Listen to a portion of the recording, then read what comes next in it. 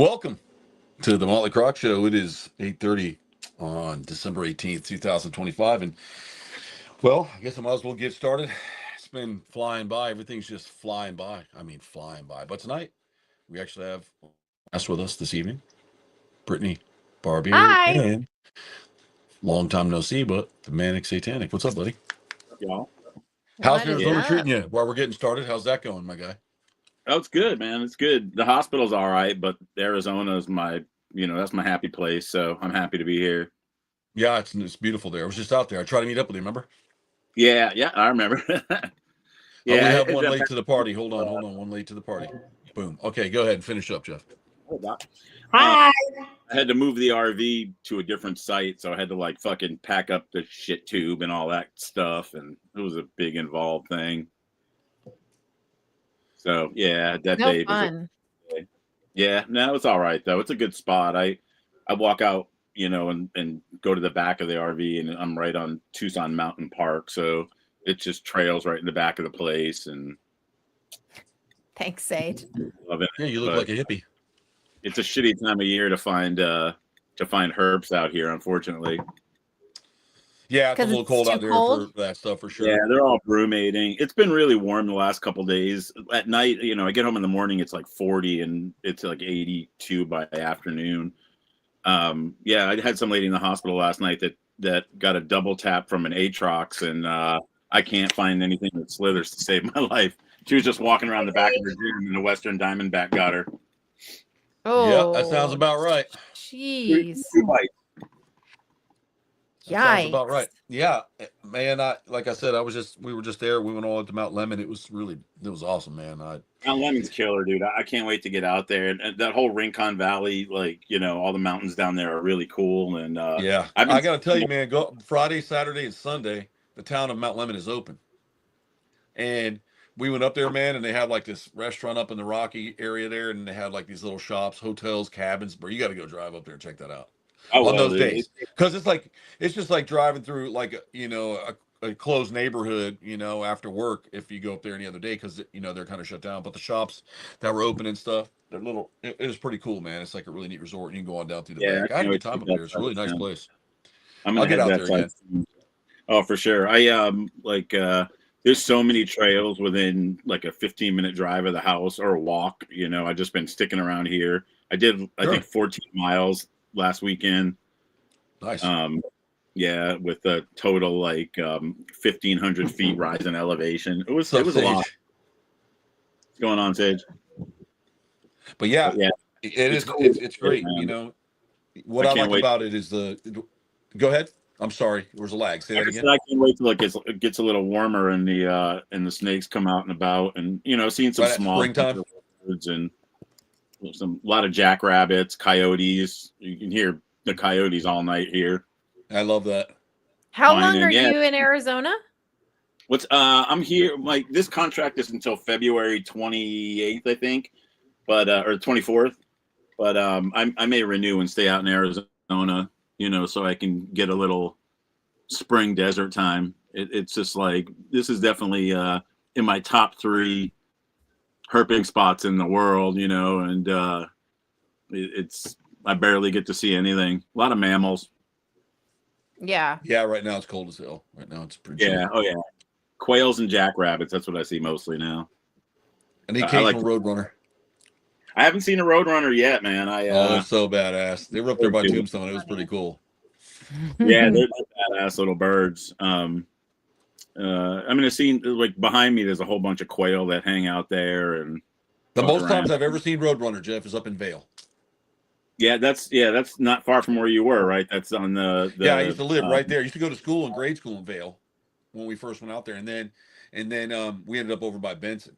And I actually got into the Mescal movie studios. We actually met the owner and got inside, and they were pretty amazing, man. Yeah, we went in where they were doing all the filming, and Justin, he got some of the wallpaper from there. They gave it to him from where they were filming the movie. I mean, Tombstone wasn't filmed in Tombstone. There was 2 shots. Oh, Justin was out there with you too? No, different Justin, Justin Stoll. Yeah, I can't get Bite Force to do anything, but if he's No man, he's kidding. well, he's building a lot of stuff, man. I mean, I know he's got a lot. I mean, he's building like his property, like the stuff he's putting in. You know, he's found a way to get himself pretty set, or found an investor or something. He's doing pretty well. So I don't want to Oh, good for him. pull man. him away from that yet. But you know, he's putting in the pond so he can get Master Blaster back and all that kind of stuff. So that's pretty cool. You know. That's Yeah. awesome. Speaking of Justin, Blaster Stoll, runs what's up, dude? Bible thing. What's my up, friend? Justin? What's up, dude? We were just talking about you buying cowboy hats and shit. Yeah, we went in Tombstone and then we ended up at Mescal and we got walked through every single thing. And what's funny is there's a church Which I think that's is there, like really this little cool. church. And this little church is one of the only scenes you'll ever see it in was in the TV series The Young Riders. In the very end, when they got married, the wedding scene, the very end of the series of Young Riders, that church is still there. That's And so you insane can to walk me. up to it and stuff.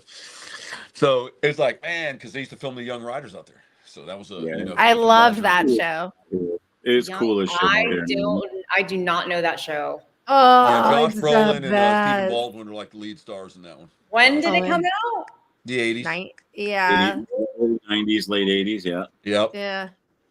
We I lived in loved Arizona. that We lived in Arizona when they were show. filming it, so it had to be the late 80s. Had to be. Wait, It would've was been this late with who was in it again? Josh Brolin, Stephen Brolin. Baldwin. And Yeah, what's that one guy who played the old man? He's not they were alive all anymore, really young. but he's a really good actor. I don't remember. Sam No, Elliott? Oh, okay. I'm seeing the pictures Sam now. Elliott, is he in that one too? Is he in? He's not. Is he Sam in- Elliott wasn't in No, Young not Riders. Sam Elliott. The guy. No, that, he's the old man. That's I took it. Yes. yeah. I'm trying to think of Hold on, I can pull it up. the older actor that's in there that was famous too. I had a Yeah, crush yeah. on He is Josh perfect. Brolin in the Young Riders, and I think everybody. did, Josh but- Brolin looks better now doing superhero shit than he did in the Young Riders. I mean, he actually looks like a male. He doesn't look kind of chimpanzee looking like he did when he was He's younger. one of those that He was gets good in better No Country Right. for Old Men. That's what I like him in. Yes. The That was a best good movie. movie, dude. I really like that movie. No Country for Old It Men. It was started in '89. That's when I. awesome. Yeah, that's what I thought. Yeah. My God, it was such a great show. I loved this show so much. And my cousin at the time, Ryan, he lived in the apartment. He had like a nice condo there, and a condo behind him was Stephen Baldwin. So him and Stephen Baldwin always had the sandrails out and the F-250s and the dirt bikes and shit. They were always ripping up through there. Yeah. Yeah, There was they were a- all like into dirt bikes and stuff. And Ryan was actually used in a couple Western movies as an outlaw, my cousin. So there's like sometimes you'll see like this bad guy in a wagon. I'm like, oh shit, that's Ryan. They used him all the time because he was out in Arizona supplying everybody with the fucking, booger sugar and stuff. And he got into a lot of places. You look like a cowboy. Yeah, he would just dress up and he just get out there and do his thing. But he really didn't look like a cowboy. Let's not say that, but maybe a cowboy with I'm in long hair and Tucson. yes jeans. What's that? No, Sage asked me where in Arizona I was. Oh, right. told him I was in, Man. You were at Tucson. the east. You're by the east entrance, right? You're at the east entrance to the west entrance to the War Monument. To Saguaro National Park. It's right on the other side of Because there's two entrances. I'm The on one I the was at east, was the the one west you weren't side. near. Right, I was on the you were east side. east, I'm west. I'm on the south, like southwest Tucson, up right on the backside of Tucson Mountain Park. So like I can walk to the park from the back of my Right. RV. There's nobody behind me. It's just desert. And Yeah, it's beautiful out there. oh, dude, I've done some climbs and stuff. I saw a golden eagle the other day. It was freaking Oh, that's insane. cool. Yeah, Those those are badass. Huge. That's cool. What a huge bird. I was like, is that a condor? It was monstrous. Yeah, But it was They're was badass. super cool. I've never seen a golden before. I've seen they're pretty giant, dude. They're pretty giant. People don't realize how big they It are. was like a pterodactyl, dude. I was up pretty high. I was maybe at like 800 feet or so, and it was on this little peak, and it just came flying right above me, making all kinds of noise, and it was just huge. Yeah, Huge. I that's forgot awesome. about that, man. Have you gone to the Tinajas Altas yet? I have not. That's where I used to go herping all the time. Many, many moons ago. He's a white person. You A can guy I talk was different. dating like way back in the day. We'd always go to the Tinajas Altas to See, listen to how she says that. Many moons ago, as I walked along, the Sahala Hapas. Yeah. He's like, yeah, cool. Where you Yeah, at? I know. Oh, I know. Highway 7. Oh, okay, Highway 7, and you went a few years ago. Cool. but it's many moons ago. I should actually put on my Apache choker right now before I start. Yeah, Not that kind of show, Marissa. It's around Not that you. kind of show. Oh, I know you. And there's so many cool places. The Tortolitas, The Tortas. Rincon Valley, Mount Lemon, that whole what is it It must called? be really big over there. Yeah. The Tortolitas are big. Tortolita or whatever. That's a big area. Big Tortolitas. Really big, just like the fat bread in Belize. Yeah, there's a lot of ground to cover. Oh yeah, man, I It's can a whole cover ass that. loaf. Oh boy. I woke up today and went out for like a couple hours just on some flatlands and tried to find some snakes and shit. There's some cool stuff out there, bro. Oh There's yeah, some yeah. really good areas. I'm gonna call. I'll talk to Debbie. As a matter of fact, we'll be talking to her tomorrow, and I'll ask her for some really good pinpoints, and she'll send me some for you to hit. Yeah, for sure, dude. Between I'm Phoenix and Tucson, they know every fucking inch of that land. Thank you, Jenny. Every Dude, time they was, tell me to go somewhere, I find shit. Every time. I had a purpose dream today, man. I was walking and I saw probably a 4x6 piece of corrugated metal sitting in between a bunch of trees, and I like got a little little nerd boner, and I walked in there, nothing under it, and then I looked, there was another one, and still nothing under it. But I'll be revisiting those a lot, Oh yeah. There's not a lot of flippables in the Arizona desert. It's all And tame. I go out at night. When I was there at the time before, when I was up there with Sean and my dad, and we were up there, we went behind these Home Depots in Tucson, and there's like little trails and stuff, but along the sides, there's like these little holes, these little tiny holes in the ground, little kangaroo rat holes. Yep. And All over the place. just walking along there, man. There they are, Western Diamondbacks. I've got a bunch of videos that they're just popped in there waiting for them to come out. So I told Sean, don't go ripping through there in them sneakers and shit, man, because keep an eye right where you're walking through there, because this is nighttime and they're hunters, and a lot of people think snakes have to be out in the sun, and they get a big tank and they set them up and put the the second coming of Christ light over them, and they burn them. Yeah. But they come out at night. It's like I still can't understand that. Well, I got a 7,021 gigawatt heat light on this side, and then I'm like, why? Gigawatts. 1.20. You need that for? Dude, they cook their snakes. They're like, it's skinny and it eats all the time. Well, when you keep it at 155 degrees, I mean, it's just right. It's digesting it faster than it could swallow. I was like, Yeah. And then they die. It's like they burn them up. They die. It's like the opposite of the. That's so sad. I'm dying to get out at night, man. But it's just the nights are like last night it was like 50, but it's still too cold. But at night, all the cool geckos are out, like the Tucson, those purple striped geckos. Yep. Scorpions are all out at night, and when it's warm. You got to get a UV flashlight. Those just buy one, I just ordered one. I just ordered one from Amazon for the scorpions. When I used to live in Phoenix, we used to go in the alleys, like the trash alleys between the neighborhoods, and they'd be all over the walls. You just shine the little black light on there, and boom. Now that reminds me what he's talking about. I just remember the alleys from the clubs in Phoenix. Yeah, well, those I don't really like. Phoenix is kind of nasty. We almost had to kill a bum at a gas. That was many moons ago when I was. No, Heather, you'll be all right. No, you don't have to worry about anything at all, ever. Not like that. No animals out there will hurt you at all, Heather. At all. If you had moved to Australia, we'd have a different question, a different answer. Right. Let's just not walk around. If you're out walking around in the desert at night, just make sure you're lighting the way.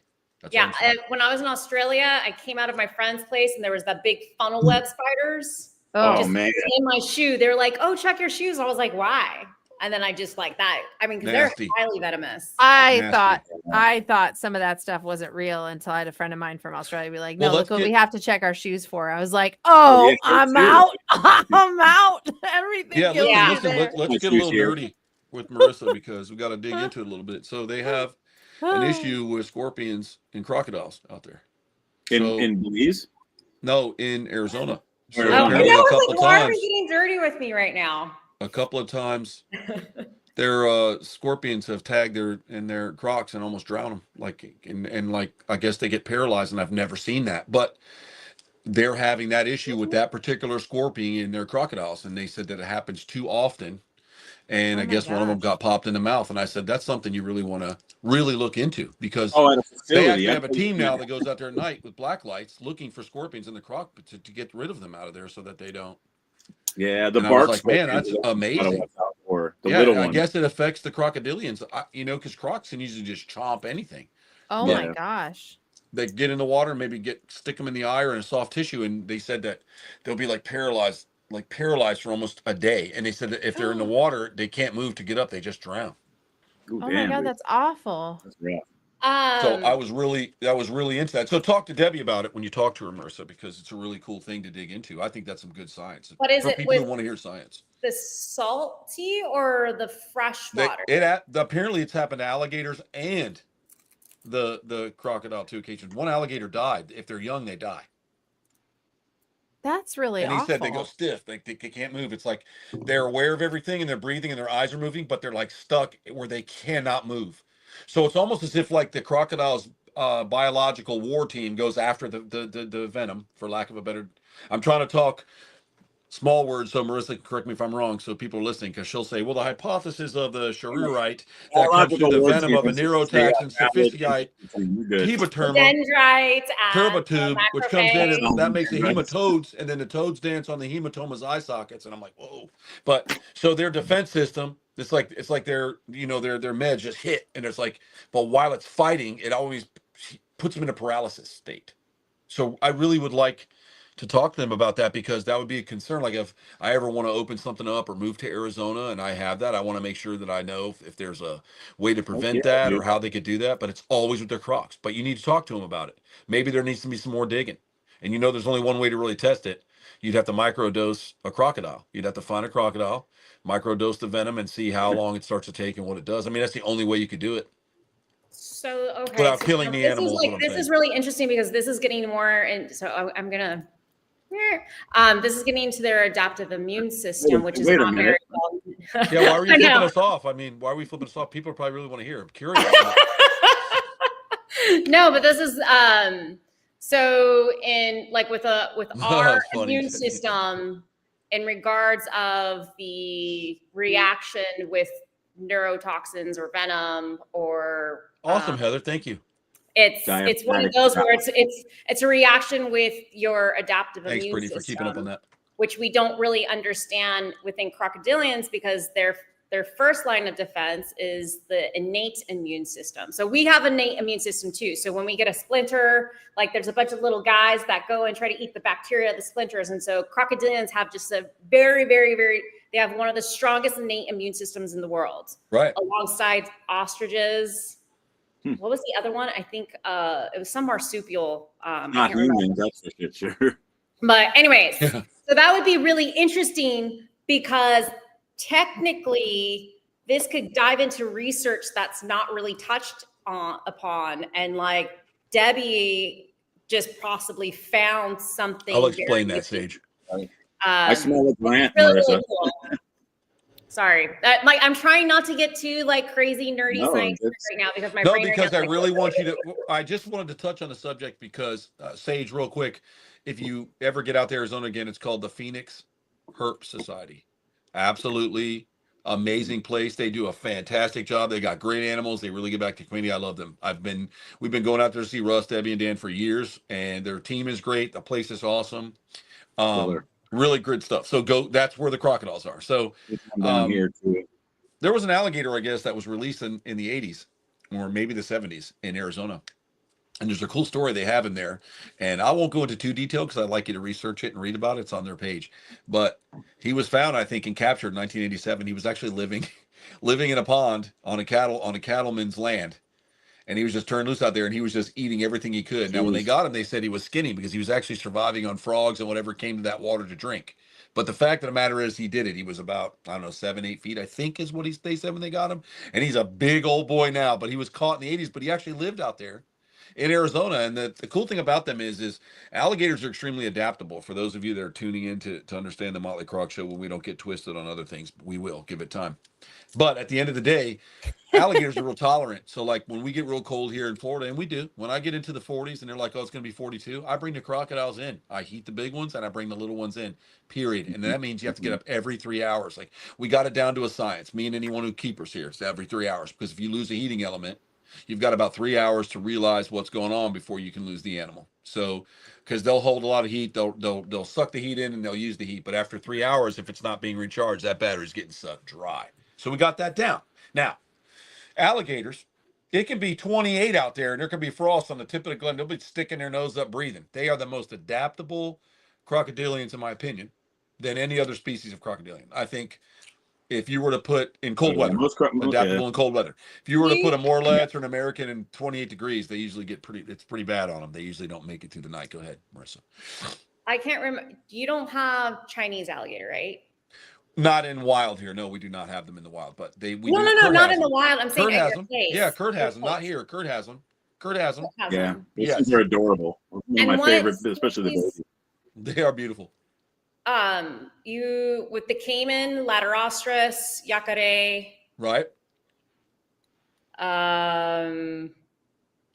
What are the other ones? You can say it like that too, folks. Yacare, that's a fun way to say it. You'll also hear. I was going to say, now I got to say it with the accent. I feel, Yacare. It's, or like they say because it's Jacare, depending if you're in Brazil. Right, or Yacare, they call me Yacare, but I hear Yakari. I hear that, but I think that's just kind of a transformer name that Americans start using. Yes. That's a Yakari. I'm like, no, it's not, redneck. No, it's not. But when you hear the people talk about it from their own country, it's what you said, or it's Yacare. Because with the caiman down in Argentina, okay, and some of those other locations, it gets just as cold as it does in Florida. So how are your caimans? Gets into the 20s. You mean down in Argentina? Does it get into the 20s down there where they live?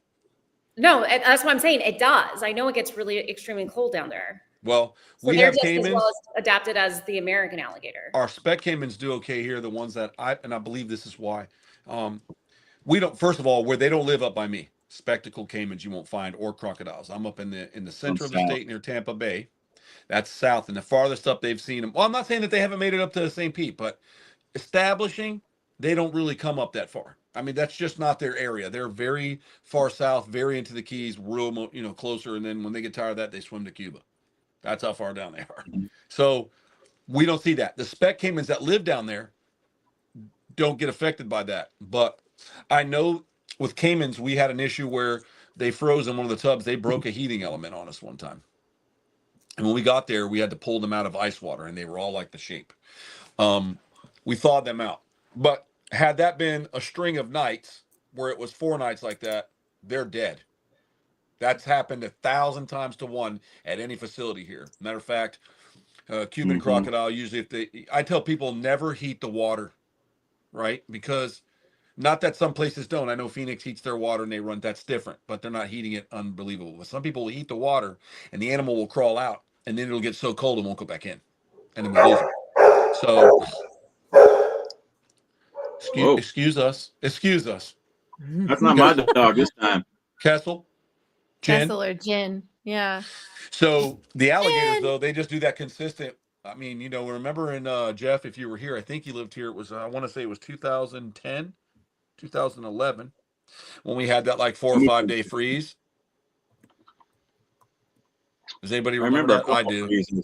We had in 2010 we had this long freeze, and we lost turtles. They were stunned and floating. Manta rays were dead. Those big or spotted eagle rays, everything was floating out there. Dolphins were in shock. It was so bad. But alligators, nope. They're just sitting in one spot in the water with their nose out, just riding it out, dude. And they know how to get down in. Another thing the alligators are smart about here is they know how to get down into the silt. Where the vegetation is rotting, so it's creating hot energy.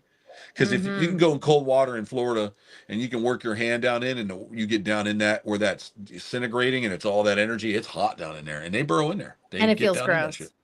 But they get in there though. Listen, if you're freezing to death, you're getting in it though. I'll get in it. Heck yeah.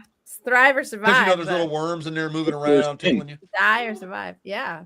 No, so I wonder, the alligators last longer. Like they freeze. Up in North Carolina, they freeze, Marissa. They stick their nose out and they freeze. Yeah. If you did that to a caiman or any South American, and they long term. I'm not saying they can't get through one night, but long term. So I'm gonna have to look into this, because I'm wondering if alligators then have, because you do find it in other species of animals, that especially those that are more deep ocean where it's very, very cold. And then also some Arctic species, but they pretty much have antifreeze in their blood. I don't know if that's ever. There's Arctic species of crocodiles? No, I'm saying animals. Oh, I was about to say, damn. I know. I was like, I'm learning something new. I think this might be an evolutionary process with alligators. This is why I say this, Marissa. If you go up to South Dakota and you go up to North Dakota and into the mountains, you find alligator skulls in there. You'll find alligator skulls in the ground. Yeah. Okay. And as it froze over time and pushed them down, I think so. Maybe it was more of an evolutionary thing for them, just adapting that. Because they're found in Arkansas, Oklahoma. I mean, alligators, and that shit gets cold as fuck, and they're up there. But there's populations of them. So Chris Brochu is the paleontologist. You can name dropping stuff. Most people won't know. Dr. Chris Brochu, he's the main paleontologist of crocodilians, and so he does a lot of the studies, like all the skulls that you're talking about. But those are from like 10,000 plus years ago. Right. A lot of them. Right. And it was a different climate. Well, I obviously know it wasn't tropical 100 years ago. But I do know, like, obviously it's changed over time and like the climate and stuff like that. And yeah, they moved their way down. They just kind of moved their way down. But yeah. But like with the climate, because it used to be warmer and stuff like that. But what I'm saying though is like going back to the blood is that so there has to be some type of antifreeze particle in their blood, because that's what happens with a lot of other animals. And I'm actually shocked if no one. You mean like the alligator snapping turtle? What, the antifreeze? They freeze in the ice. They just freeze up. Snapping turtles. That's true. You just see them in the solid. Frozen lake. You'll go out there and wipe your hand across the lake, and there'll be a snapper like that. You chisel him all out. I have seen those videos and he starts moving around like a little bit like this, and he comes to life. It's so badass. Yeah. But again, wouldn't that be environmental evolution because of the whole like, let's just say the last ice age that we had? Alligator snappers live. They live in the cold parts of the states. They're really not found down. Everybody sees the snapping turtle long till they go, I got me a gator snapper. Like, no, you have a common or you have an osceola. You don't have a gator snapper.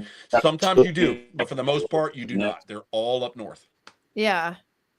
They're in the Panhandle, Tallahassee, Kentucky, Missouri. Big for them up there in Missouri, Texas. But where it gets cold in those rivers, man, Georgia, all up in there. But you go down to South Florida, every snapping turtle is a gator snapper, but it's not. It's actually just a common, or it's the Florida, the Serpentina, which has a lot of the little tabs all over the neck, like it's real spiny. Look, you can tell the difference. Yeah. I mean, I can. I'm a Floridian, but most people can't. But it's snapping turtles, and then there's the alligator snapper, and there's multiple species of alligator snapping turtle.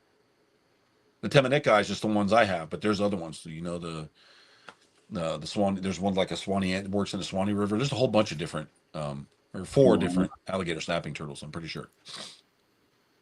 And they were trying to say there was. I mean, you can see the shells are different. It's just they were trying to say there was. I mean, I'm not going to say 100% there is, but you'll see the paperwork and it has. My brain is going nuts then because, like, Marissa, I know you and I have talked about evolution in the sense of adaptation, right? So my brain is going nuts with this because some people don't believe in evolution. Just putting it. Well, no, I mean evolution still exists. It exists in everything. We have to evolve. Everything evolves. But what I'm saying is when we've discussed this before, it was like, so when we look at the last, and I'll put it without like scientific terms, but the last ice age, that actually has been scientifically proven to have been within the last 8,000 to 10,000 years ago. So if these animals, right, were adapting and moving down further to south as they were adapting, that was actually a much shorter span in evolution to their body than what most science would say would take time to evolve and adapt. I mean, you're looking at maybe a max of 8,000 years for a species. That's incredible quick adaptation to adapt to colder environments, which I think is fascinating. Yeah. And something that's been coming out lately with a lot of the studies in genetics is that if there is a lot of stress put on a population or a species, the mutations happen quicker because your body's like, oh shit, stuff is happening. We got to move quick if we're going to survive. Okay, that's like the nocturnal, right? There's 3 species. I want to correct myself. There's 3 macrocheles. 3. Okay. Wait, so Marissa, that would be so that what you're saying is for people, if they want to understand or Google this, they could look into it when we were having the issues in 2020, and animals had learned to adapt quicker into nocturnal hunting. So animals that normally were hunting during the day switched quickly to nighttime hunting, and now have shifted their adaptation to completely hunting at night. So that's quick environmental change. Yeah, because of humans, we have a lot of diurnal species that have now, or daytime species that have turned into more nocturnal. Well, they did that pretty quick when they did the rattlesnake roundup, and they used to cut their tails off. So then you got rattlesnakes growing at rapid rates now with no rattlers. That's the thing. And that was because of the rattlesnake roundup, you know. Indians probably started that shit. Fuck, they no more. I don't think so. Which one are you? Wait, what are you talking about? Are you talking about? I'm gonna go get my. Yes, but no. Rattlesnake roundup was done, you know, whatever back in the West. It probably started as an entertainment thing, but over time they banned that. It got banned because it was wiping a lot of, because if there used to, rattlesnakes used to be, I remember in the 80s, dude. I don't know if it's still like this, but you could go hike up into the mountains, like up in Wilcox and that. I would go with my dad, and you'd go up to these crevices and these cave areas and crevices, and there'd probably be 40 fucking snakes laying on top of each other in there. But you don't really see that anymore. And all that started going through, and then they eliminated it. But what was happening was the rattlesnakes were not producing rattles anymore. That's so strange. I thought that was pretty interesting. Well, it's because, you know, dangerous. It's because they were cutting them off. Can I ask a question? 1950s is when it started. Can I ask a question? 1950? Yeah, that's what I was going to say. Colonizers. What's up? Can it? So during that time, and I know this might sound really random, but we see it with other animal species. Is it possible that the rattlesnakes also moved to a different location out of the main territories that they were being hunted to try and survive? And that's why they aren't found in certain parts that they used to be found. No, they were literally it's documented. They were literally almost wiped out. So they had to ban it so that they could reproduce the species. And with that being said, I mean, a lot of the snakes out there, like the bull snakes that run out there, which are pretty sexy snakes. The Arizona bull snakes look cool as hell. They'll rattle their tail on the ground. They'll go, and they'll hit it like a rattlesnake. So you leave them alone. Yeah. They actually cut their body and they make it sound like really fast, like a rattlesnake. Corn snakes do it. I've caught corn snakes doing it here. And that is a learned trained behavior that they learn from rattlesnakes rattling their tail like that. That has to be. That's cool. Oh, that's where they learned that. Yeah. Like they must have been watching a snake. Milk snakes do it too in corns. That fucking guy's shaking his tail. We got to do it too. And to think about it, it's a DNA memory because snakes lay eggs and get the fuck on. It's not like they raise their kids. Come on, kids. Everybody gets their first insect. They're just like, oh, you're born? Fuck you. So they don't learn anything. So it's DNA adaptation. It's all DNA. Yeah. Yeah. And the crocodiles really don't take care of their babies here in Florida. How fascinating though. Like maybe it still had to come from alligators. Now they hang out for about 3 years. Don't you touch my kids.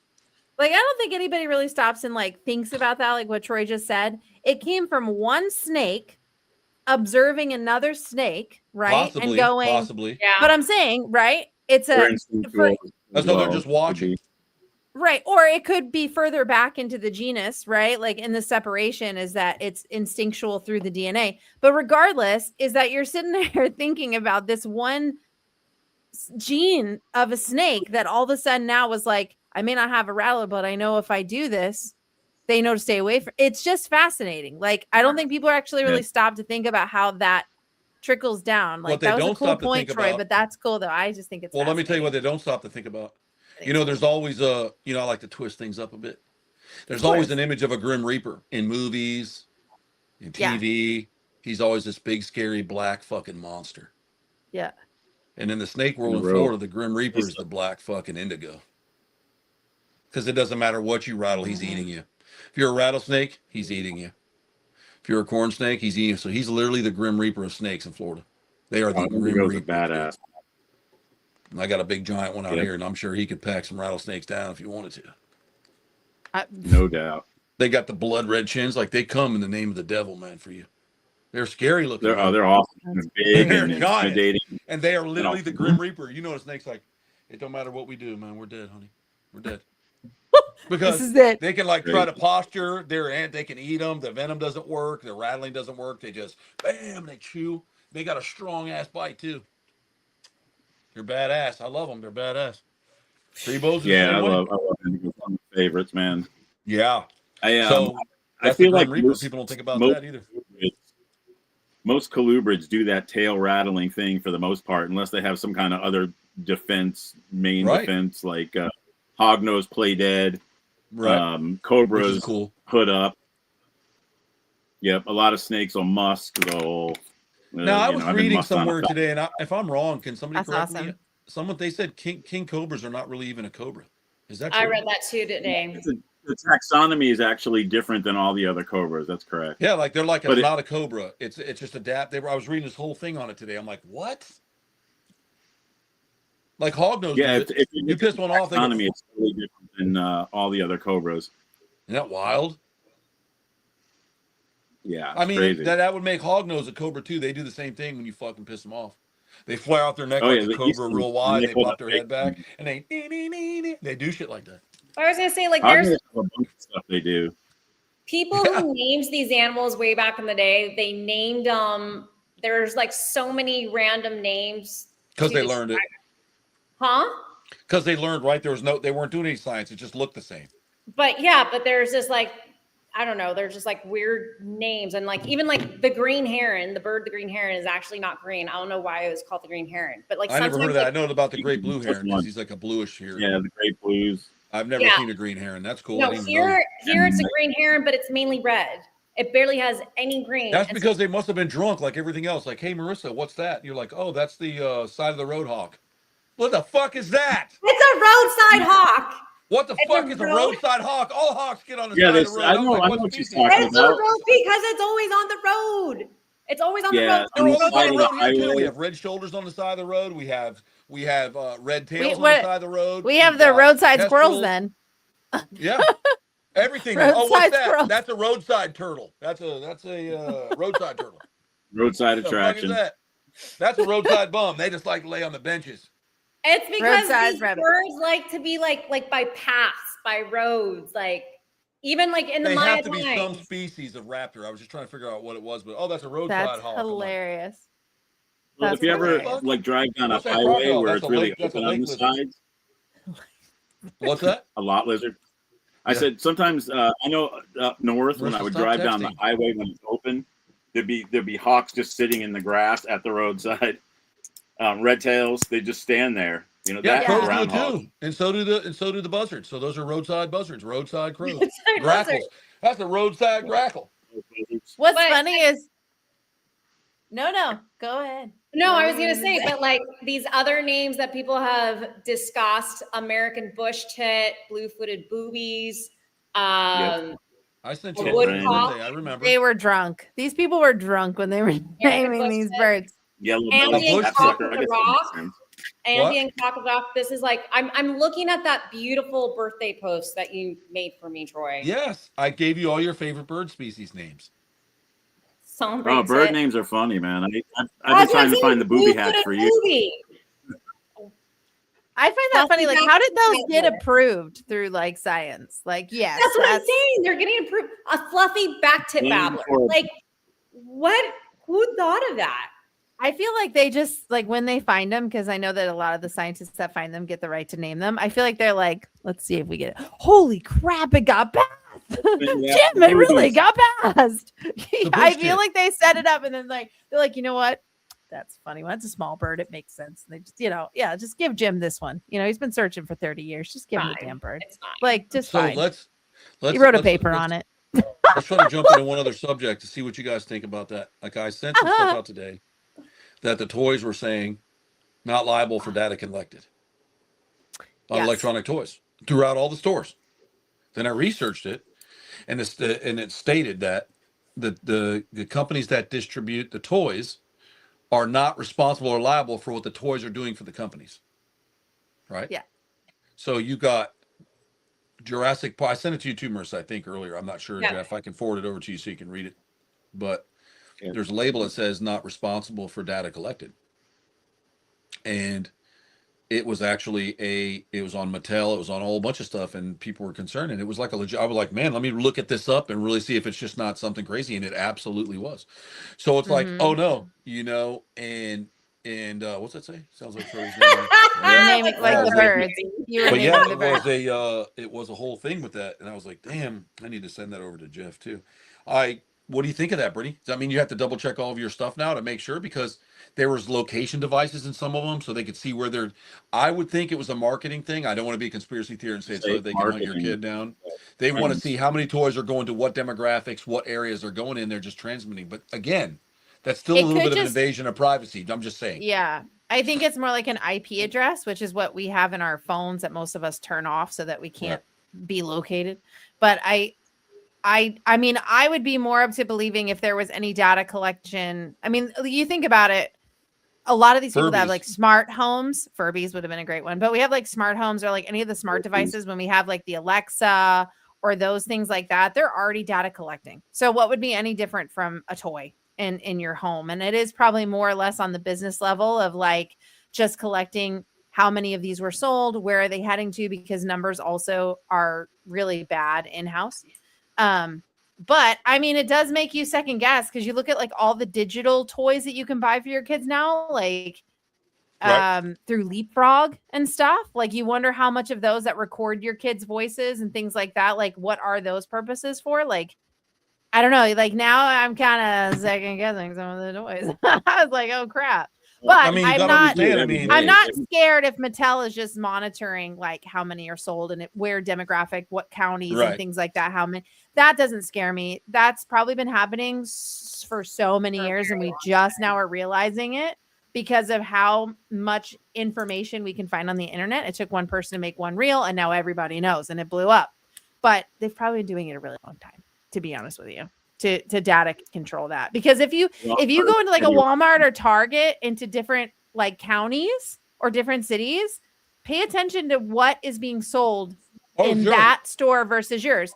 So they definitely are selling per demographic, per whatever, right? Like if I go into the one by the Mall Millennia, if I go to that Target, it's like I'm walking into frickin' like Neiman Marcus. Like it doesn't even look like my Target. My Target looks like it's ran down, kids ran through, took stuff off the shelves. You know, it's just completely different. So I do think they've been data collecting for a long time because they have to appease to the masses of the location. So I'm not like super duper worried about it. I'm more worried about like the recording devices now that you bring in your home. Like what is it trying to record? They even do that visually. If you go to exactly our iPhones, that's another wrong, but if you go to they do it with the phones and everything, but if you go to like Tractor Supply out in Lake County, where they advertise their tractor supplies and the you know, like just say a John Deere tractor, you know, you got like this little kid standing by the tire and mom standing holding one of the baby's hands and there's chickens around and the guy's sitting up in there in overalls. It's like farmer. You go to the one over here by me in the Tampa area, it's a black family hugging in front of their new tractor. So what do you think that's saying to them? Oh, yeah. The demographics around here leans a little more black, so we're going to say, buy a tractor. You can do it. Come get John Deere credit. Yeah. What the fuck are they going to do with that? Yeah, right? Especially because I'll tell you, every one of them that are going in there are not farmers. No. But it's the way they do it. And they look at all that like, well, let's not use the numbers, the data. More black shop here, so let's do that. Or Hispanics, right? Or whites. Yeah. So I've been noticing that in a lot of like even retail stores. They got to target their audience. It's just so different, you know. It's just the way they do it, and it's all, you know, it's all part of the. I'm just glad that That's why stores have rewards cards and stuff like that, so they could track your purchases. Absolutely, that's for all the discounts they can do, and they you know, that way when they send you targeted emails, and they base their weekly circulars around it, and you know, what are people buying in this neighborhood, that neighborhood, so it's all targeted. Yeah. So here's the deal. If you're part of that, you have to sign up and you got to put in your phone number and you get your reward card and they scan it and your address goes immediately. But if you're putting it in toys and you're not telling somebody, there might be somebody, and this is America. You have a right not to have a toy track anything you do if you want to as a citizen. So you had to be aware of it. So I think that there should be more like, look, this is what we're doing. If you'd still like to purchase this, you can. But there was no warning. So stores, for the fear of being sued, were putting that on labels on these toys. As they are not responsible. No, you can peel them off, but the store's saying store's not responsible for data collected on toys because the toy companies were doing it like it's in these T-Rexes and things that they want. Yeah. It's targeted specific to, you know, Barbie dolls, and you know, it's not really in the generic like the you know, the Shirley doll that the poor kids get. Too. Yeah. Like when we were young, Barbies were like $29.99, but you could get the poor Barbie Shirley for like, you know, $4.99. So the little dumb, little poor kids walking around with Shirley, you know, instead of having the rubber bendable legs, they're hollow. You bend them, it folds like a piece of cheese, you know, that kind of shit. He's got 4 kids in a C-section. Or it breaks off. The leg breaks off completely. Yeah, and it's not right. I mean, I thought that was terrible because that's not, you know. Yeah. I mean, that's you're marketing off poor people and you're still trying to sell them an idea, but that's, you know. You know, if you think about it, you can afford it or not. When you start doing that, it just gets worse and worse. It's I mean, if you think about it, though, think about how far back that's probably going. Like when Tickle Me Elmo came out, I guarantee you that thing had the same data in it. I guarantee you, because that thing what about a Furby skyrocketed. That came out in 1986? 100%. That's what I'm saying. If it's through Mattel, especially because of how old they were already way advanced in their toy software. So I guarantee you, these guys are out there tracking this data. Period. Yeah, it's not about tracking it. Right, it's not about that. Yeah. I know people are going to blow out. They're tracking our kids. They can steal them from the aliens. Or that's the problem, right? Social media is going to destroy it. You should be aware of it. It's going to be. You should be aware of it. You should just be aware of it. That's it. But isn't it on the actual Mattel by box? purchasing it? It is now, but not. It's not. No. They were sticking the sticker on it saying store's not responsible because they hadn't released those yet. They were just doing it. Oh, okay. Because I think now there has been some Mattel boxes saying that some of these have like collect data. They do collect data. They don't say what data. They say collect. But don't forget too, like there's a couple of toys that will send in reports when they're broken.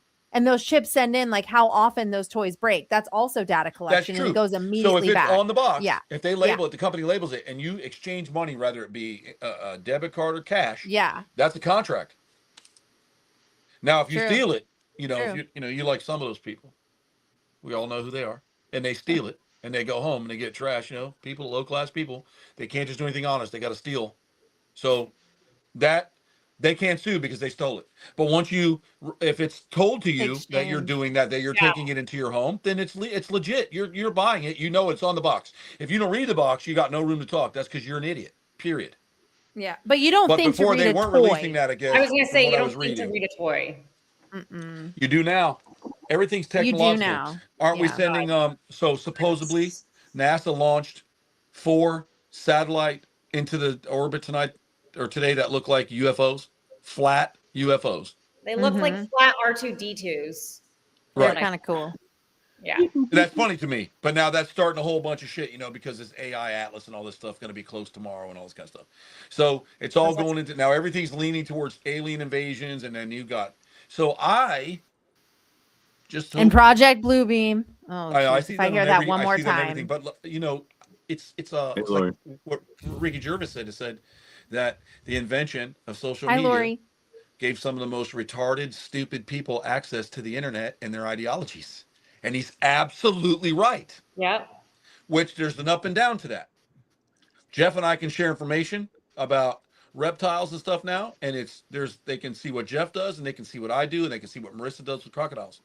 Before, there was one thing. You got one book. So if Marissa wrote the book, right or wrong, everybody had to follow that because there was one. So social media, to be able to reach out into your own demographics of what you're doing, it's helpful.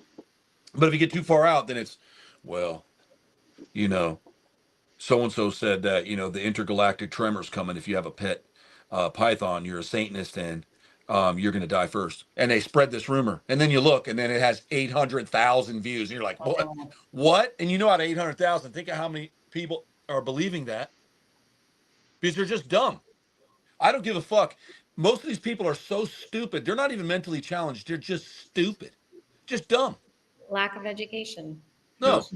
Dumb. And just like the ancient monks said, I'm saying. About over 50% of the population of people walking around that you see. Listen to this. This is 8,000 years ago. Do not possess a soul. Nowadays, we talk about it as an NPC, a not playable character in a play. The monks believed that over 50% of people walking around you had no soul. So they drift through, and sometimes it gets grabbed by another entity or whatever, and that's why they were very adamant about not speaking. There's so much to that. It's just so cool to me. But when you think about it now, you see people every day, you're like, what the fuck is, you know, you'll see some weirdo just standing by the wall like this. You know, like, are you waiting for somebody, or are you just image for me to see here? I'm like, what's going on? You know what I'm saying? You go in for 5 hours, have dinner, shop with your friends, walk out, he's still standing there. So there might be some truth to that. You know? Sorry, going back though to that, the people with the no souls. We're still on it. Vessel. We never even left that. Okay, no, but like, well, you're kind of diverging, but like the souls, was it no souls as in they were demons or negative entities, or they were nothing? They were just an empty thing on autopilot. NPCs. They just walk around and they're filler. They're familiar. That's what they were saying. And we talk about that now. So that, to me, that is an easy way for negative entities or these hitchhikers, the hoocha, the parasites, to go, because you have an empty vessel, and so it's easier for them to go into that, utilize that vessel to jump around to get to. All I can tell you is, yes, that's what they were saying, that it could take on a spirit or something. And then their theory was, when you have an angry wife or an angry child or an angry husband, it's constantly bickering, it's there to destroy your soul. Like, there's so much to it. I was reading about, I couldn't even believe it. But now hear me out. No, listen to this. If you don't think there's like bodies, Brittany, that are just replicants. Think about this. There was a black guy that went into the subway. This was years back. He shot up a bunch of people or whatever, and then whatever. So, and it really didn't get publicized too much. It was kind of like a really weird thing. And then all of a sudden, this guy with this beautiful rifle, inscripted, goes into a grocery store and annihilates every black person he saw. I'm telling you, if you ever see the video, it'll blow you away. They're putting groceries in, boom, boom, boom, boom. He walks in, they're like looking, they're like reaching up to get cereal, boom, he's blowing them up, boom. White security guy comes up, he raised the weapon, he dropped the weapon. He said, you're good. Went around him, shot 4 more people. He comes out, puts the weapon down to his side, lays it on the ground, he stands completely straight, his arms go straight. They go, put your hands up, and he just moves like this, and he just looks around with this dead stare, like he knew. And they tried to say on the news when that came out that it was some kid that played video games all the time and he was deranged. And then I read, listen, I'm a veteran, I'm a Marine, I'm a marksman, I'm a military, I'm a Green Beret shooter. That person was trained. That is not a guy that learned on a video game, right? Mm-hmm. Now, these are guys that live that. And then you think about all these things they call sleeper cells or whatever, where they have these labs that they study. We've been trying to put weapons on dolphins since the 1970s, I think. So if you don't think they found a way to clone people to use for that, which now you wouldn't have a soul, you would just be a replicant, programmable replicant. And I don't think that that's that far-fetched, to be honest with you. I think that there's stuff we really don't know about, and I think they could very possibly do that. And if you really see some of that shit, that's pretty scary, man. I mean, look at the Montauk. Isn't that what Stranger Things is all about? Sampling with all that stuff, weaponizing humans, children, weaponizing them. Mm-hmm. And I remember, and Jeff remembers, you know how many missing kids went missing back in the day? You think a milk carton's going to help you find them? I remember that. They just were vanishing, and there were people. And if you really want to get your skin crawling, watch the interviews about MK Ultra with Charlie Manson. You listen to him now, and you look at the society today, everything he said made sense. Back then, it was like, get out of here, man. But you listen to him now, you're like, holy fuck. He was interesting. Let's put it that way. Maybe so smart that he was misrepresented, or so smart for his own good that he went nuts, but he knew some shit. So he talks about all that. So all these kids getting disappeared, and then you see Montauk was like a real thing. I don't know. It was a big base. Right. And now everything's exposed. I mean, look at us. We're communicating. He's sitting in Arizona. You're in Belize. We're communicating very fast right now. And this is puny baby technology that they were doing in the 80s when my dad and Brittany's dad worked for IBM. When we would go into his home office, he's got screens up. He's talking to people in Japan. He's talking to other people. And I'm like, man, these guys talk on camera. How cool is that? Mm-hmm. 18 years later, they come out with the Razor, with the phone where you can actually make a video call with their brand. But he's been doing it all that time. Yeah. Yeah. So what we're doing now has already been done probably since the 1980s, and we think it's so cool. Well, in Montauk, I mean, they were specializing some of these kids to speak through telepathy, and then also be able to go into certain places without their body and have conversations with somebody that was in a different room. Projection, and they had been practicing that for 10,000 years. So yeah, but they were using kids because their brains were still in the early like adapting and sponge phases. So there was like a certain age that was a cutoff, because once they get to a certain age, they're just too bogged down by society's control and programming of how we're supposed to be. So they were getting the kids at a certain age and then raising them within the program to get them to utilize these different abilities that their brains were able to do so and strengthen them. And they were going to use those tactics into the military and other things. Yeah. And there was a lot more. There was a lot more that happened. And then when we were out doing, it was hard. When we were out doing the Monster Files, they said that the Russians were weaponizing Yeti. Yeah, that's not made up. That's like in the FBI federal files that they were studying to weaponize Yeti. Medicinal purposes as well, because what they found in the fibers of the hair and in their skin tissue actually was saving different diseases that were happening at that time. So they were hunting them to extinction. So let's think about that. Everybody listening, let's think about that. We either believe in Bigfoot or we don't, but the feds, the Russian government was studying them to weaponize them. What the fuck? If something doesn't exist, why would that even be? It was so confidential. It wasn't released until, I don't know, 40, 50 years later when they allowed that file. Okay, we'll just open the file now. But I figured they'd be advanced enough. But they're studying something like that? Like that doesn't. And those files are written in all Russian. We had to have them translated by a Russian interpreter. They were all Russian. Come on, dude. Come on. You know, they were held by the Soviets. The Germans in the Atlantic, or not in the Atlantic, in the Arctic. Looking for the pyramid entrances and stuff, knowing that all that was up there, knowing that there was technology in the ice. That's all. That's not made up. That's all there. That's all there. Well, then it got to be a war. We started fighting. It was.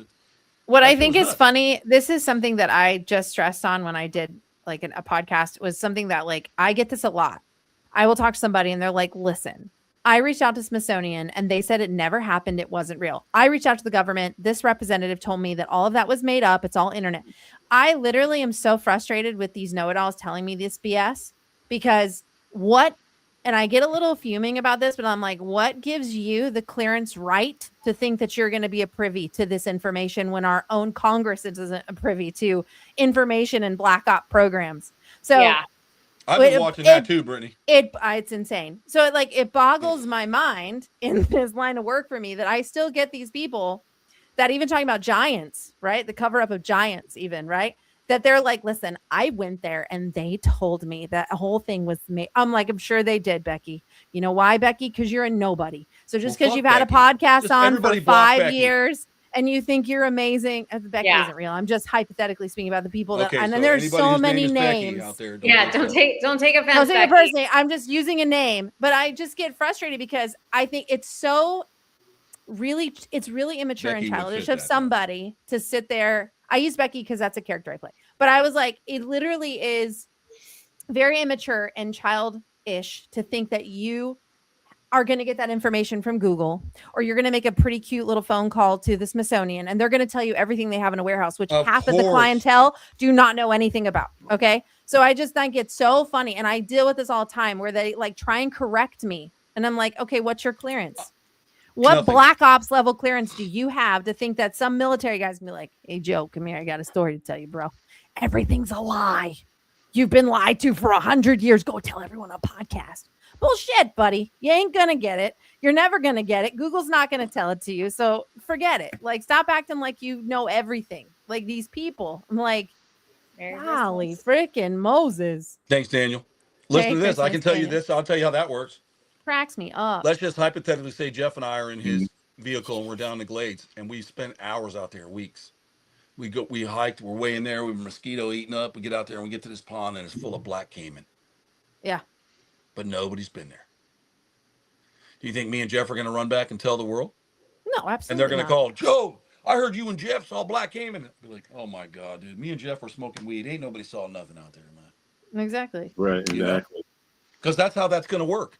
And it works on a small level like us, protecting that, because we know they're going to go pluck it all up. Oh, yeah. They're going to destroy everything. It's going to be ruined. The species will be ruined or whatever. And I just use the Everglades because that's like the holy grail if you ever find one. And I still, to this day, think that they will find one in the wild there one day. I'm telling you. People don't know what black caiman look like. If you don't understand the head structure, and you're out there with a shine and there's fucking 14, 15-foot black caiman, 13-foot, whatever, 12-foot.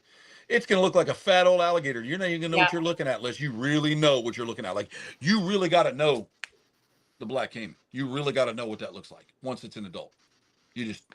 And I think there's been a lot of people, and I think there's a lot of sovereign land that's untouched that you cannot go to, that they don't really care. To them, it's just another alligator swimming around. They don't care about it. It's just wildlife, and they let it live.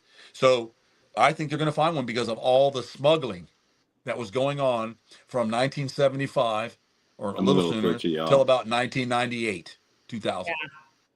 Yeah, you're frozen, Jeff. Yeah. That's all right. He's got a little bit of signal. He comes in and out, though. He comes in and out. But that's the thing, though, is like there's a lot of stuff that if you see it, I mean, we're all smart enough now because the way how quick media goes nowadays. If you find something that is truly just spectacular and you want to appreciate it for yourself or for your close niche friends that aren't going to say anything, you're not going to tell people. You're gonna be like, guys, come on. No, that didn't happen. I don't know where you heard that story. It's not going to happen. It's just not going to happen. Sorry. Danielle and said, then Merry Christmas, Brittany. Just Merry Christmas, Danielle. Thank you. Want to be nice. No, like it also boggles the mind. Like when you have never been out in the middle of nowhere and yet you're willing to debate local people that live there that they didn't see what they said they saw, that ticks me off. I'm like, it's good to know that you know everything on this planet. And you go to a deck and you talk to a guy that saw an alligator and overall monster come up and steal his drill and jump in the water. That's not what I mean. I don't mean those people. I'm talking about like people that like, boy. I don't mean that. I'm talking about like being out there, like even in the jungles of like tribes and people that are like, this is what we see all the time. We'll pick a picture. Right. Yeah. Like if Marissa was to tell me or call me and say, you're not going to believe what I saw last night. Like I thought it was just a myth, but holy crap, I freaking saw it. I would believe her because she's in the jungle all the time. And her numbers of actually the percentage of number math doesn't lie. So the numbers of her actually likely seeing something because of how often you are in the jungle with these people. It's like the same thing in paranormal ghost hunting. It's like people are like, well, I was there for 2 days and I saw nothing. Doesn't mean you're gonna see something. Like then they're like, it's not haunted. It's never been haunted. I know it all. I'm like, okay. Yeah. And a lot of that stuff. You're so full of it. A lot of that stuff we were talking about, and even Ricky Rocket said he went to a couple places that supposedly had all these deaths, but nobody ever died on the property at all. It was just all my signal's a little glitchy. Yeah. It's okay, Jeff. Coming in and out. You're coming in and out. So if you think about that, it's like. I wish people would be more up to just being like, this is my theory. This is my assumption. This is what I think may have happened. Like if people could just say it like that instead of trying to act cool and act so matter of fact, like they know it all. Like I do. You want me to tell you what it is? I'll tell you exactly what it is. You're exactly my point. I don't know. That's it. I don't know what it is. I'm not going to tell you it's a Sasquatch or a boogeyman or whatever. I don't know. Exactly. I don't know about anybody's got going on, what they're following, what they worship, what they've seen in the woods. I don't know. Exactly. So I won't say, oh, Bigfoot doesn't exist, because I know there's people like, you don't understand what I saw. And they flip out and they start crying. And it's like, okay, they saw something. But I don't say it's not real. I just said I've never experienced anything like that. And for me to go, I'm going to confirm this statement, I want to see it. That's just who I am as a person. I can't help that I don't, just want to drink the coolant. Who knows? Out there, I believe Bigfoot exists in Washington, Oregon. To be honest, too many stories for me. I believe that too.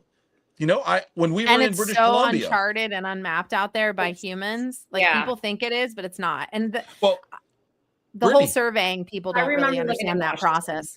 But Brittany, going to British Columbia to the land that's the Native American land, their land. Yes. Yep.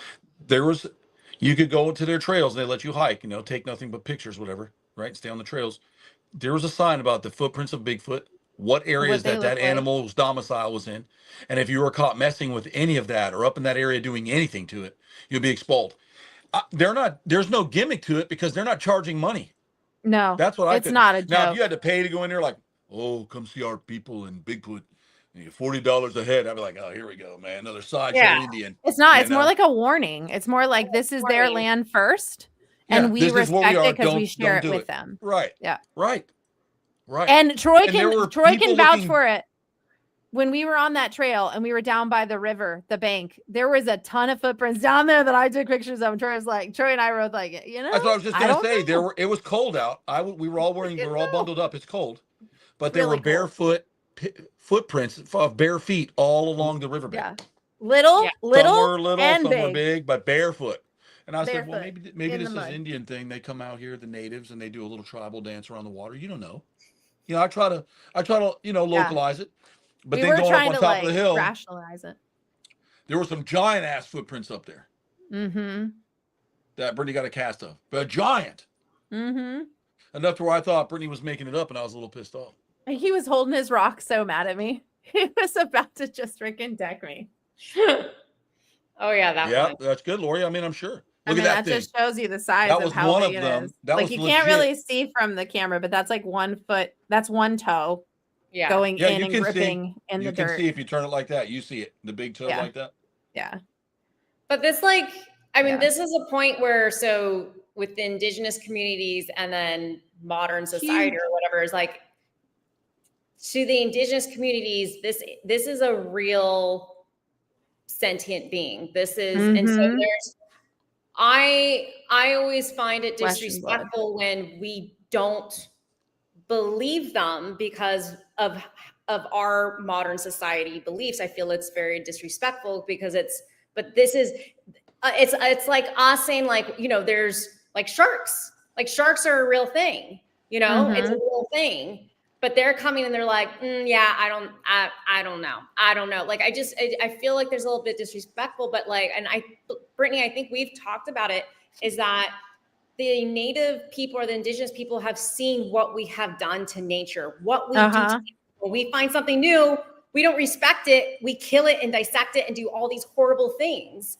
And so you have this sentient being that likely has high intelligence of some sort, that there's some type of relationship with them. I wouldn't blame them for wanting to protect that, because when you look at modern society, we are horrible to the other living beings on our earth. So it's like, for me, and I will say this, is that I believe in Bigfoot given the indigenous communities. How can I not believe that? It is, to me, it's a sign of respect. And it's just, I wouldn't tell them no, but I also understand someone else coming in and being like, I just want to see it for my own eyes. And I get that because of how we were raised and are in the culture on the outside. You know what I mean? So it's just like, I understand it, but I also will very much respect that they believe this is just as real as me seeing a jaguar, so I do believe them, like, it's because when you look at the stories of Bigfoot or Sasquatch throughout its range, it's just, there's a lot of similarities. And I know cultural story can go from one end to the other, but there's not globally to that extent. Yeah. Mm-hmm. It's interesting because even there's several, that is not, that's not Bigfoot. That was a real photo taken. That was a documentary. That was from the movie. And, they were out there and they saw a couple of them, they saw them breeding, and they were like, we want to document this because science needs to be around. Oh, that's something sunrise. Sasquatch sunrise, something like that. Sasquatch, you saw it, didn't you? Didn't you go watch it? I did not watch it. Come on, you love it, Brittany.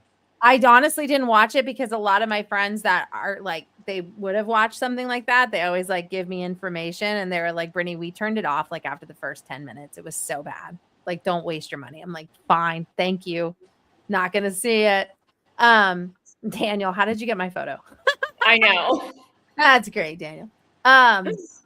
What's interesting is like what you were saying, Marissa, I'll quickly touch on, is like up in British Columbia quickly. And then other parts of like Washington and Oregon, there are tribes up there still that they have protected land, and they will not allow you to come and investigate looking for their Sasquatch. And they have different names for them within their tribes. And a lot of elders have said they were there before we were. We share land with them. We respect them by protecting them from you. Yeah. So they will actually misdirect people looking for alleged Bigfoots because they are protecting them. Like, it takes a very special person to be welcomed into some of these tribes to actually go and see the locations of these alleged creatures, which I think is like super cool. And with that kind of respect on how they respect their land and their people, and what we have done, like, yeah, I totally get it. You know what I mean? Like, we're very disrespectful to a lot of things, like not just that. So I feel like if they are trying to protect it, then, you know, it's good reason to. It's too much for it not to be something real. Too much literature for that, you know, years back. I mean, some of it even started with Leif Erikson. So stories, yeah. Mm-hmm. All right, so we are at 9:40 now. So what I'm going to do is I'm going to cut this off, but I want to tell everybody you want to check out It's Tammy Time on IG and YouTube. That's Brittany's character comedy. Make sure you check that out. Yep. Marissa is Dr. Marissa Tejas on Instagram. You can look her up, and she's the CRC. So if you look up the Crocodile Research Correlation on Instagram, you can follow them there too. The CRC is at Doc Tejas, and if you look at Doc Tejas, which is under her name there, if you guys want to copy that real quick before you go off, you can check her stuff out. She does a segment called Weird Science. It's pretty good. Sometimes I get on there and talk shit. Sometimes I don't. But I want to have a good time with that. You can also check out Brittany and I are in a show called Lost Monster Files. You can find us on Discovery Channel. You can find us on HBO Max. You can find us on Amazon. You can find us on Travel. We're all out there. Might find us on Netflix soon. Who knows? Yep. Netflix too. Going on. So what you want to do is you want to find that show. It's called Lost Monster Files. We get into a lot of these subjects. Matter of fact, the casting of the foot she had is in one of our episodes, I believe, in Minnesota. Yep. And that was there's a cool story that there's some backlights to it and stuff like that. So if you haven't seen the show yet, go watch it. It's a lot of fun. We had a great time making it. Discovery was great. It was fun working. We got to see a lot of places and really investigate a lot of that stuff that people may or may not get the chance to do other than their living room. So if you do, watch it and have a good time. If you want to do stuff with crocodiles, again, check out the CRC, look at Tammy Time, and I'm always at the Motley Croc Show. You can find me pretty much anywhere. So I want to log out and thank everybody for coming in tonight and commenting and joining us because it's a lot of fun. And I'll talk to, for all of you that are still here, that came in and saw from Justin Stoll, the Huckleberry. He's a lot of fun. We're going to do a little bit more work together like that. We'll get him down to Florida. Brittany, I'll take him to some haunted places, and we're going to do some really haunted, spooky stuff because that's what we do. And if it offends you, then I guess you don't want to watch. But if you like it, go see it. And have a great Christmas, everybody. We next Thursday, it's Christmas. We'll probably see you the following Thursday after the New Year. So we want to say Merry Christmas, everybody, because I don't think we're going to be on that Thursday because it's going to be Christmas time. We'll be very busy. But if we decide to pop in, because sometimes we celebrate Christmas whenever we want, so we never know. We might do it, we might not. So I want to thank everybody for coming out. Any last words from you guys at all, by any chance? No, just Merry Christmas, everybody, and thanks for coming out. You guys are great. Holidays. Yeah, thanks for hanging with us. We appreciate it. We really do. We really like you guys just hanging out. We appreciate the support. Lori, Sage, Daniel, Jenny, everybody. Thank you for coming in. All the regular guys and all the regular gals that are here every week. Thank you again. And for all you new people, join us. Always communicate. We're here live. We'll talk to you whenever. So have a great night, guys. Have a Merry Christmas, and we'll see you next year.